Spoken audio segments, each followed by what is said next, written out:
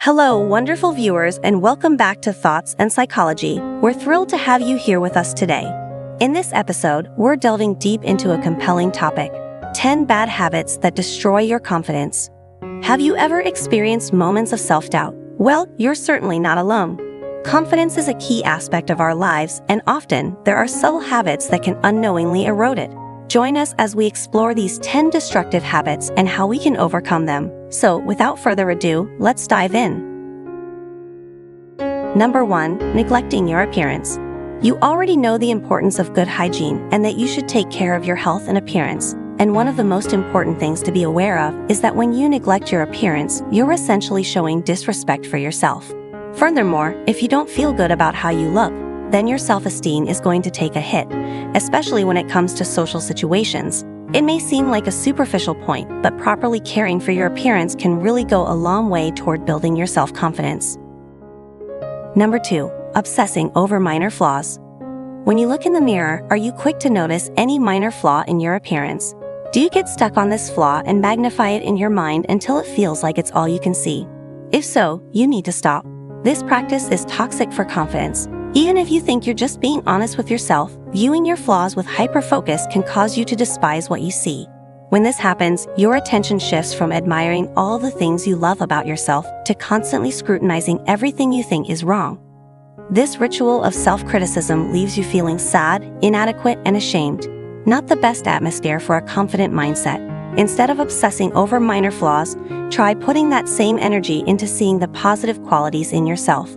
It may feel strange at first. After all, positivity is often hard-won when cynicism has become a habit. But as with any new habit worth developing, daily practice will transform how you feel about yourself.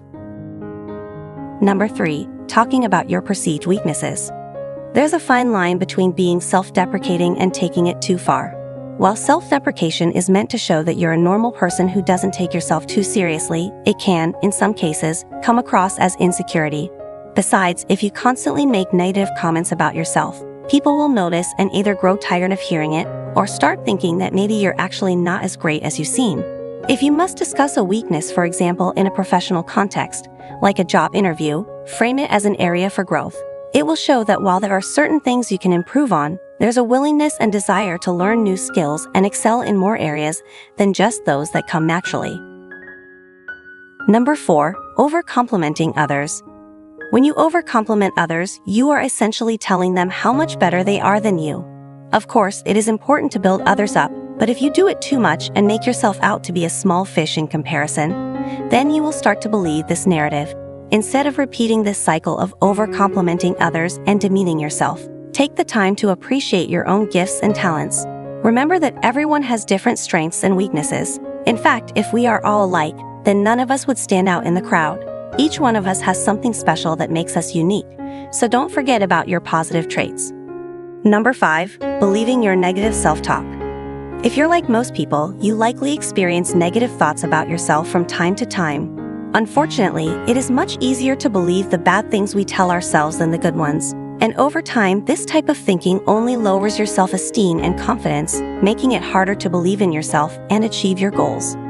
While positive affirmations can help undo some of these thought patterns, even more helpful is learning how not to take your negative self-talk too seriously in the first place.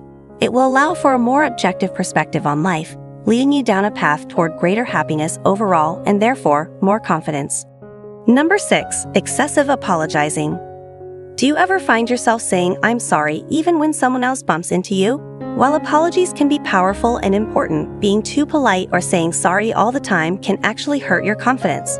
Excessive apologizing can make you seem unsure of yourself, as though you have no faith in your abilities or decisions. You shouldn't apologize for things that you know aren't your fault or for something that you don't feel sorry about. Doing so, you put the blame on yourself and lead others to think that you are at fault. Apologies should be given when they are called for, otherwise they lose their effectiveness and meaning. Number 7. Letting others make decisions for you. You can't be confident if you don't know what you want or don't believe that your opinions matter. Confidence is built by expressing your desires in honest, empowering ways. This can only happen when you listen to yourself, trust yourself, and follow through on things you want in life.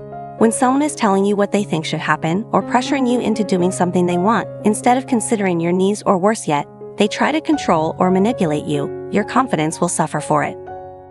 Number 8. Lowering your standards. Lowering your standards to be okay with whatever happens means accepting less than what you deserve. Sure, lowering your standards will make things more comfortable or convenient for you.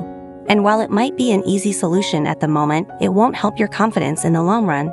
In fact, lowering your standards lowers your self-worth and causes more problems than it solves. It's also a slippery slope. Once you start doing it for one thing, it becomes easier to do it for others as well. We may not all hold the same values, and that's okay. But if you have a set of standards and stick to them, it will make you happier and definitely more confident. Number 9. Maintaining toxic relationships. When it comes to being confident, the relationships you have in your life play a major role. That's because everyone around you affects the way you think and feel about yourself.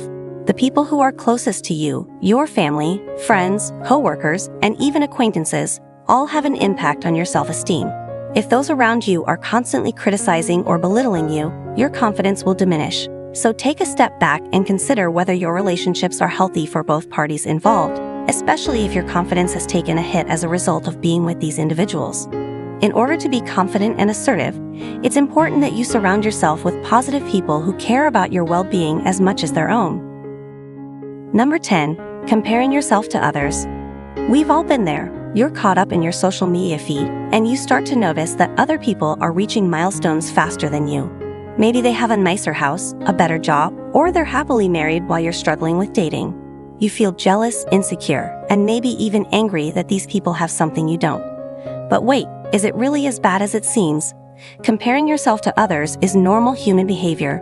We're wired to notice differences and make judgments. But if left unchecked, this habit can be destructive to your self-confidence.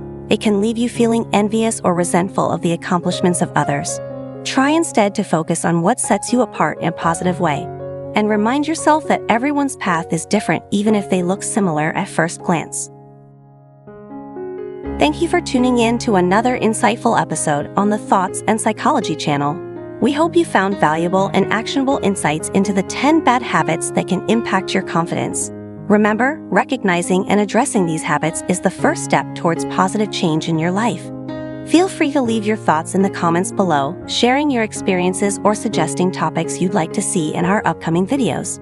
If you enjoyed this content, don't forget to give it a thumbs up and subscribe to Thoughts and Psychology for more captivating content on psychology and positive thinking.